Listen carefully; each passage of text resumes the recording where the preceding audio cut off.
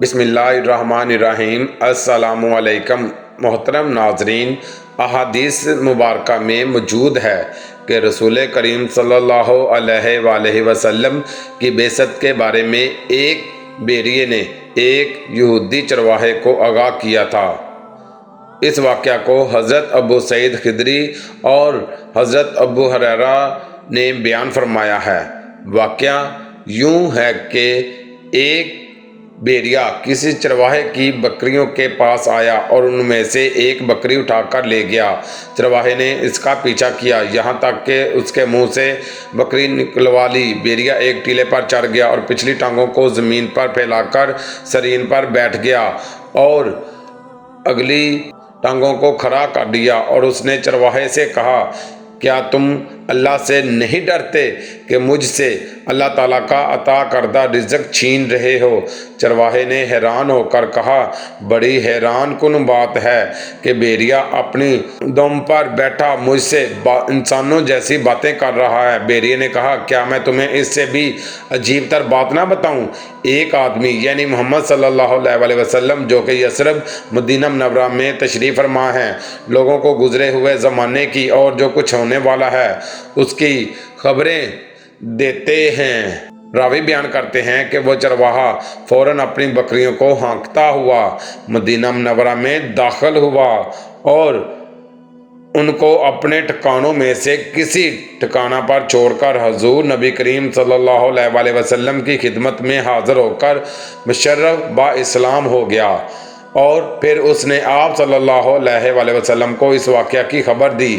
پھر آپ صلی اللہ علیہ وآلہ وسلم نے چرواہے سے فرمایا، سب لوگوں کو اس واقعہ کی خبر دو۔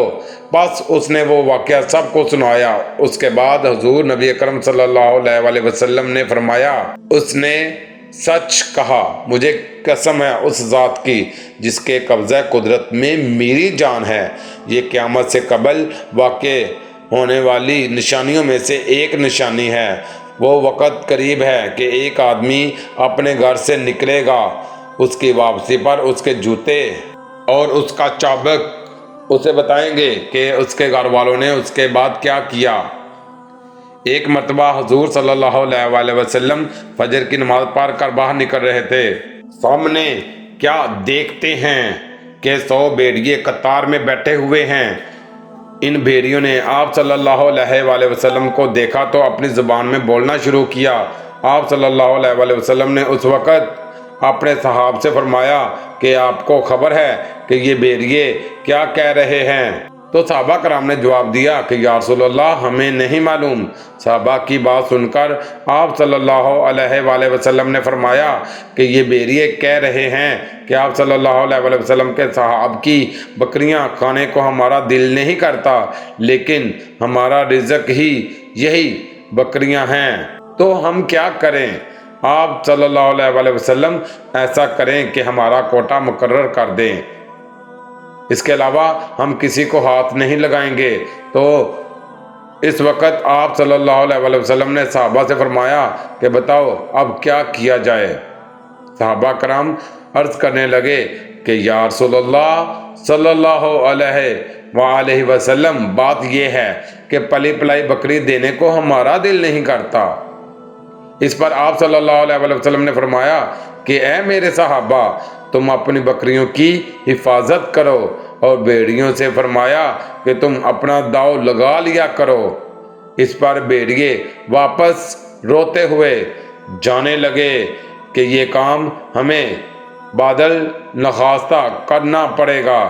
حضرت یعلی بن مرہ ثقفی رضی اللہ تعالی عنہ بیان کرتے ہیں، جب ہم ایک سفر میں حضور نبی اکرم صلی اللہ علیہ وآلہ وسلم کے ساتھ چل رہے تھے تو میں نے حضور نبی اکرم صلی اللہ علیہ وآلہ وسلم سے 3 امور معجزات دیکھے۔ ہمارا گزر ایک اونٹ کے پاس سے ہوا جس پر پانی رکھا جا رہا تھا۔ اس اونٹ نے جب حضور نبی اکرم صلی اللہ علیہ وآلہ وسلم کو دیکھا تو وہ بلبلانے لگا اور اپنی گردن آپ صلی اللہ علیہ وآلہ وسلم کے سامنے جھکا دی۔ حضور نبی اکرم صلی اللہ علیہ وآلہ وسلم اس کے پاس کھڑے ہو گئے اور فرمایا، اس اونٹ کا مالک کون ہے؟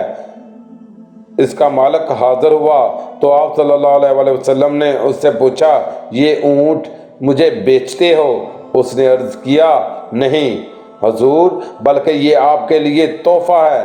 آپ صلی اللہ علیہ وسلم نے فرمایا نہیں بلکہ اسے مجھے بیچ دو۔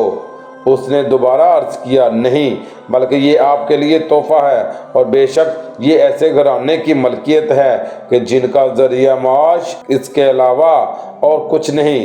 آپ صلی اللہ علیہ وسلم نے فرمایا اب تمہارے ذہن میں یہ بات آئی ہے کہ اس اونٹ نے ایسا کیوں کیا ہے؟ اس نے شکایت کی ہے کہ تم اس سے کام زیادہ لیتے ہو اور چارہ کم ڈالتے ہو، اس کے ساتھ اچھا برتاؤ کرو۔ حضرت یعلی بن مرہ رضی اللہ تعالی عنہ بیان کرتے ہیں پھر ہم روانہ ہوئے اور ہم نے ایک جگہ پڑاؤ کیا۔ حضور نبی کریم صلی اللہ علیہ وسلم وہاں محو استراحت ہو گئے، اتنے میں ایک زمین کو چیرتا ہوا آیا اور آپ صلی اللہ علیہ وسلم پر سایہ فگن ہو گیا۔ پھر کچھ دیر بعد وہ واپس اپنی جگہ پر چلا گیا۔ جب آپ صلی اللہ علیہ وسلم بیدار ہوئے تو میں نے آپ صلی اللہ علیہ وسلم سے اس واقعہ کا ذکر کیا۔ آپ صلی اللہ علیہ وسلم نے فرمایا اس درخت نے اپنے رب سے اجازت طلب کی تھی کہ وہ اللہ تعالیٰ کے رسول کی بارگاہ میں سلام عرض کرے، بس اس نے اسے اجازت دی۔ پھر ہم وہاں سے آگے چلے اور ہمارا گزر پانی پر سے ہوا۔ وہاں ایک عورت تھی، اس کے ساتھ اس کا بیٹا بھی تھا جسے جن چمٹے ہوئے تھے۔ اسے لے کر آپ صلی اللہ علیہ وسلم کی بارگاہ میں حاضر ہوئی۔ آپ صلی اللہ علیہ وسلم نے اس لڑکے کی ناک کا نتنا پکڑ کر فرمایا نکل جاؤ، میں محمد اللہ کا رسول ہوں۔ حضرت یعلی بن مرہ رضی اللہ تعالیٰ عنہ بیان کرتے ہیں پھر ہم آگے بڑھے۔ جب ہم اپنے سفر سے واپس لوٹے تو ہم دوبارہ اسی پانی کے پاس سے گزرے، پس وہی عورت آپ صلی اللہ علیہ وسلم کے پاس بنا ہوا گوشت اور دودھ لے کر حاضر خدمت ہوئی۔ آپ صلی اللہ علیہ وسلم نے بنا ہوا گوشت واپس کر دیا اور اپنے صحابہ کو ارشاد فرمایا تو انہوں نے دودھ میں سے کچھ پی لیا۔ پھر آپ صلی اللہ علیہ وسلم نے اس سے بچے کے متعلق پوچھا تو اس نے جواب دیا قسم ہے اس ذات کی جس نے آپ کو حق کے ساتھ معبوس کیا۔ اس کے بعد ہم نے اس میں کبھی اس بیماری کا شائبہ تک نہیں پایا۔